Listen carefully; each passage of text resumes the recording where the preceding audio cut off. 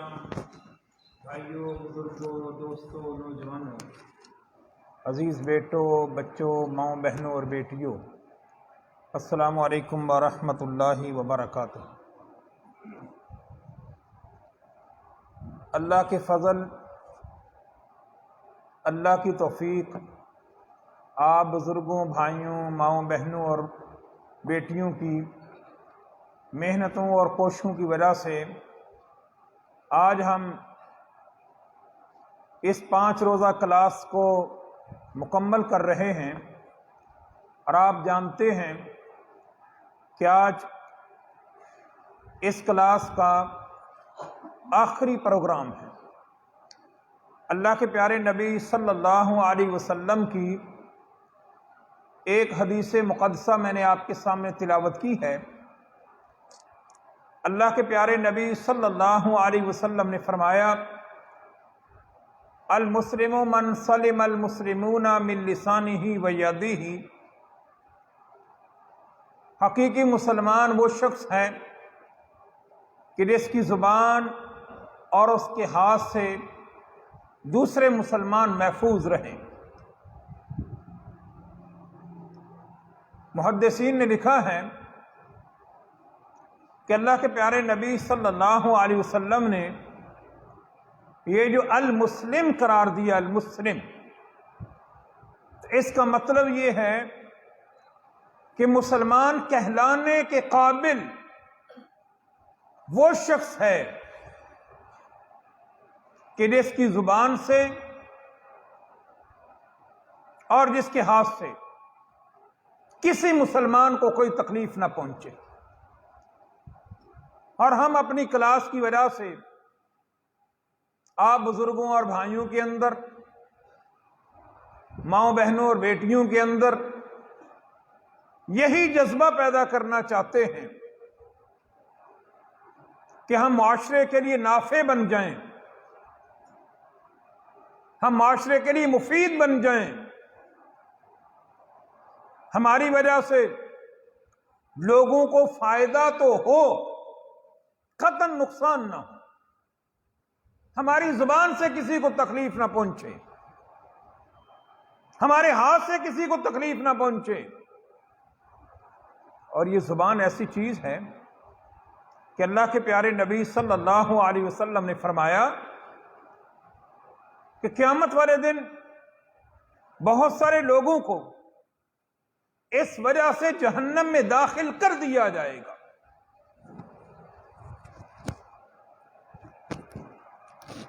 قیامت والے دن بہت سارے لوگوں کو اس وجہ سے جہنم میں داخل کر دیا جائے گا کہ انہوں نے اپنی زبان کا غلط استعمال کیا ہوگا۔ بہتان، گالی،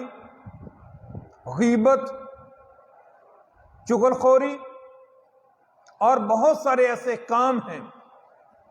جن کا تعلق زبان کے ساتھ ہے۔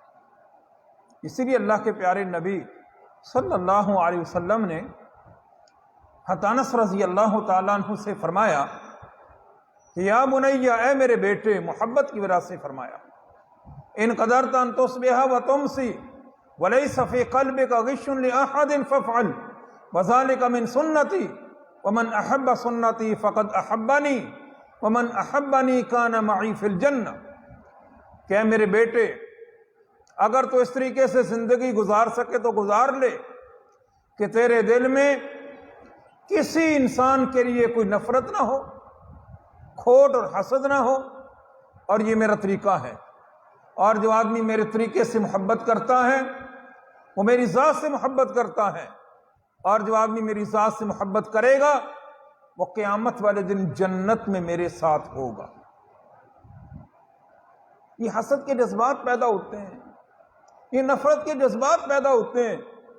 ان کا اظہار زبان کے ذریعے ہوتا ہے۔ اس لیے میں آپ دوستوں سے، بھائیوں اور بزرگوں سے، ماؤں بہنوں اور بیٹیوں سے یہی گزارش کروں گا کہ یہاں بیٹھے بیٹھے ہم عزم اور ارادہ کریں کہ انشاءاللہ ہماری اس زبان کی وجہ سے کسی شخص کو کوئی تکلیف نہیں پہنچے گی۔ کیا خیال ہے؟ اللہ کے نبی نے تو یہاں تک فرما دیا کہ جو شخص مجھے 2 چیزوں کی ضمانت دیتا ہے، جو شخص مجھے 2 چیزوں کی گارنٹی دیتا ہے کہ میں ان کو اپنے کنٹرول میں رکھوں گا، میں اس کو گارنٹی دیتا ہوں کہ وہ جنتی ہے، اور ان 2 چیزوں میں سے ایک چیز زبان ہے۔ اس لیے بہت زیادہ ضرورت اس امر کی ہے کہ ہم سب اس طرف توجہ۔ بسا اوقات انسان اپنی زبان سے ایسے الفاظ نکال دیتا ہے کہ بعد میں اس کو احساس ہوتا ہے کہ مجھے یار اپنی زبان سے یہ الفاظ نہیں نکالنے چاہیے تھے۔ بعد میں معذرت کر لینا یہ بھی بہت اچھا طریقہ ہے، یہ بھی عمدہ سنت ہے کہ انسان سے غلطی ہوئی، انسان نے اس بات کا احساس کیا کہ واقعی مجھ سے غلطی ہوئی ہے، جا کے معذرت کر لیتا ہے۔ لیکن اس سے بہتر طریقہ یہ ہے کہ جب آپ اپنی زبان کو کھول رہے ہیں، استعمال کرنے لگے ہیں، تو آپ دیکھیں کہ آپ کی زبان سے کیسے الفاظ نکل رہے ہیں۔ کبھی کبھی ایسا بھی ہوتا ہے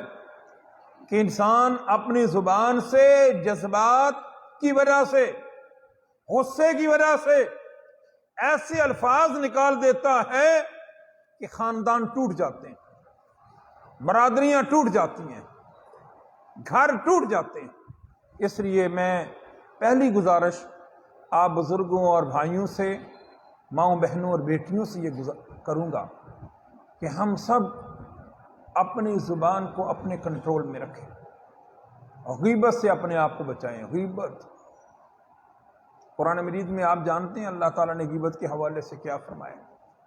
اور حدیث میں تو اللہ کے نبی صلی اللہ علیہ وسلم نے فرمایا الغیبۃ اشد من الزنا، غیبت زنا سے بھی زیادہ نقصان دہ ہے۔ اور مفسرین نے لکھا ہے کہ یہ غیبت حقوق اللہ میں سے نہیں ہے بلکہ حقوق العباد میں سے ہے، عباد میں سے۔ دوسری چیز جس کی طرف ہم سب کو توجہ دینی چاہیے وہ یہ ہے کہ ہمارے ہاتھ سے بھی کسی کو تکلیف نہ پہنچے، زبان سے بھی تکلیف نہ پہنچے، ہاتھ سے بھی تکلیف نہ پہنچے۔ ہم معاشرے کے لیے نفع رساں ہوں، معاشرے کے لیے مفید ہوں، اپنے کسی بھائی کو، اپنے کسی ساتھی کو، اپنے کسی رشتہ دار کو، اپنے کسی ہمسائے کو اپنے ہاتھ سے تکلیف پہنچانا، اللہ کے پیارے نبی صلی اللہ علیہ وسلم نے اس سے بڑی سختی کے ساتھ منع فرمایا ہے۔ اور ہمسائے کے بارے میں تو اللہ کے نبی صلی اللہ علیہ وسلم نے فرمایا کہ وہ شخص مجھ پر ایمان نہیں لایا، وہ شخص مجھ پر ایمان نہیں لایا، وہ شخص مجھ پر ایمان نہیں لایا۔ صحابہ اکرام رضوان اللہ اجمعین نے عرض کی کہ اللہ کے نبی صلی اللہ علیہ وسلم کون؟ فرمایا جس کا ہمسایہ اس کی شرارتوں سے محفوظ نہیں ہے،